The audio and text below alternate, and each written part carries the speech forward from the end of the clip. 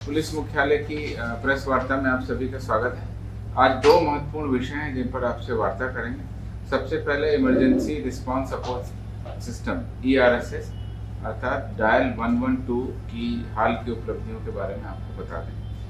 6 जुलाई 2022 को डायल 112 सेवा का प्रारंभ हुआ, जिसको कि माननीय मुख्यमंत्री बिहार के द्वारा इसका लोकार्पण किया गया।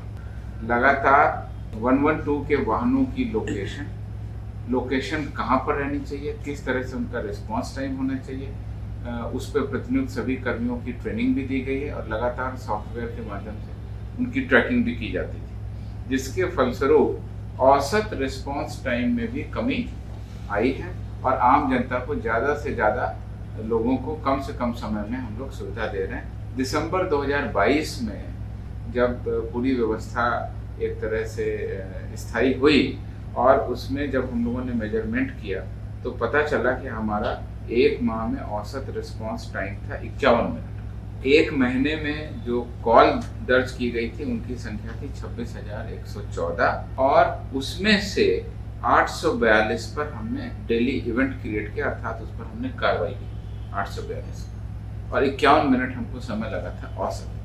फिर उसके बाद धीरे धीरे हम लोगों ने इसमें सुधार किया, वाहनों की लोकेशन और किस तरह से उसको डिप्लॉय करना, उसके पैटर्न को चेंज किया। तो उसके बाद जुलाई 2023 में ये घट करके हो गया है 21 मिनट 49 सेकेंड और इसमें जो एक माह के एक दिन में जो हमारी पंजीकृत कॉल थी वो 3,558 हो गई और कुल पंजीकृत कॉल एक महीने में हो गई है 1,10,324, यानी कि जुलाई में 3,558 लोगों को एक दिन में औसतन हम लोगों ने इससे मदद पहुंचाई और समय था 21 मिनट। उसके बाद अगस्त सितंबर दोनों महीनों में भी हम लोगों ने लगातार इसको रिस्पांस को सुधारा और अक्टूबर 2023 का आंकड़ा मेरे पास में है। ये रिस्पांस टाइम अब 20 मिनट से भी कम 19 मिनट 1 सेकंड पर हो गया। इसमें पूरे अक्टूबर महीने में 1,03,526 कॉल आई, जिसमें से 3,339 कॉल को हमने मदद पहुंचाई, इवेंट दर्ज की और ये रिस्पांस टाइम अब 20 मिनट से भी कम आ गया।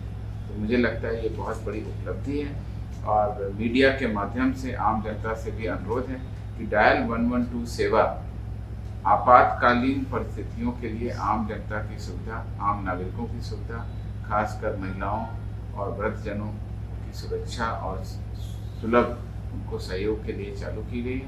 इसमें पुलिस के अलावा बाकी सेवाएं जैसे आगजनी के लिए या मेडिकल के लिए उसको भी एकीकृत किया गया है। इस प्रकार से अब हम कह सकते हैं कि औसतन 20 मिनट से कम समय में पुलिस का रिस्पॉन्स हो रहा है और अधिक से अधिक मामले इसमें जनता रजिस्टर कर रही है। जहां पिछले वर्ष दिसंबर 2022 में एक दिन में 842 कॉल आ रही थी, वहीं इस साल बढ़ करके अब अक्टूबर 23 में 3,339 कॉल आ रही है पर डे। और पहले हम लोग एक महीने में मॉनिटरिंग करते थे, फिर 15 दिन में, साप्ताहिक, और अब हम डेली मॉनिटरिंग करते हैं। और डेली मॉनिटरिंग के आधार पर 5 नवंबर 2023 की जो रैंकिंग है रिस्पांस टाइम की, उसके आधार पर टॉप 5 जिले इस प्रकार हैं। जहानाबाद औसत टाइम 7 मिनट 49 सेकेंड, बेगूसराय औसत टाइम 8 मिनट 21 सेकेंड, नवादा औसत time 8 minute 25 second, Purnia 8 minute 45 second और गोपालगंज 8 मिनट 49 सेकेंड।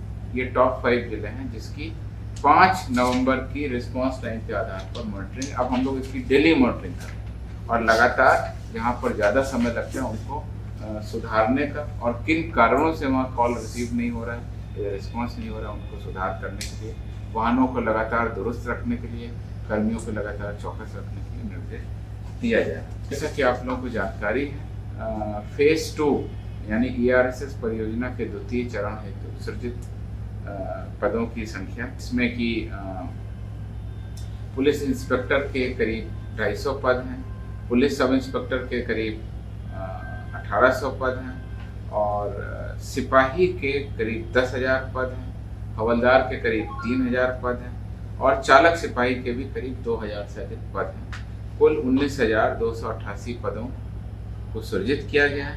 इसमें 884 4 पहिया वाहन और 550 2 पहिया वाहन भी शामिल हैं। तो इस प्रकार से द्वितीय चरण के भी पूरा होने पर अब आम नागरिकों की सुविधा के लिए ये जो सहूलियत है, हमारी जो सुविधा है, वो ग्रामीण क्षेत्रों में भी उपलब्ध है।